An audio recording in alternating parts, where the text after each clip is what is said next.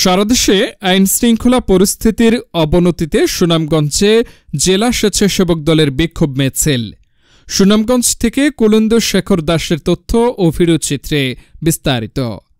কেন্দ্রীয় কর্মসূচির অংশ হিসেবে গোপন তৎপরতা দীর্ঘদিন ধরে অভ্যস্ত গুপ্ত সংগঠন কর্তৃক মব সৃষ্টির অপচেষ্টা, শিক্ষা প্রতিষ্ঠানে শিক্ষার সুষ্ঠু পরিবেশ বিনষ্ট করা এবং সারা দেশে আইনশৃঙ্খলা পরিস্থিতির অবনতির প্রতিবাদে সুনামগঞ্জ জেলা স্বেচ্ছাসেবক দলের বিক্ষোভ মিছিল ও প্রতিবাদ সমাবেশ অনুষ্ঠিত হয়েছে।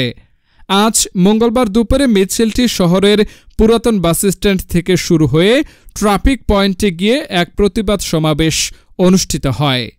এ সময় সমাবেশ স্থলে সুনামগঞ্জ জেলা স্বেচ্ছাসেবক দলের আহ্বায়ক মোনাজ্জির হোসেনের সভাপতিত্বে ও জেলা স্বেচ্ছাসেবক দলের সদস্য সচিব জাহাঙ্গীর আলমের পরিচালনায় প্রধান অতিথির বক্তব্য রাখেন বাংলাদেশ জাতীয়তাবাদী স্বেচ্ছাসেবক দল কেন্দ্রীয় কমিটির শিল্প বিষয়ক সম্পাদক নুরুল আলম বিপ্লব।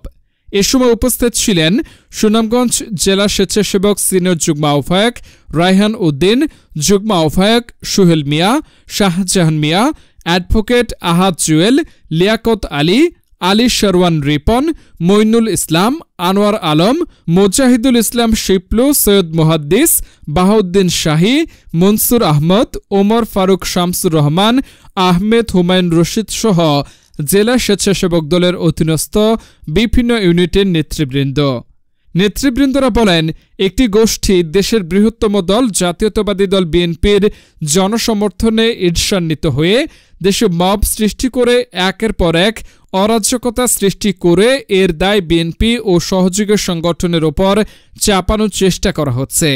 তাছাড়া দলের ভারপ্রাপ্ত চেয়ারম্যান তারেক রহমান সম্পর্কে কটূক্তির ও তীব্র নিন্দা এবং প্রতিবাদ জানান।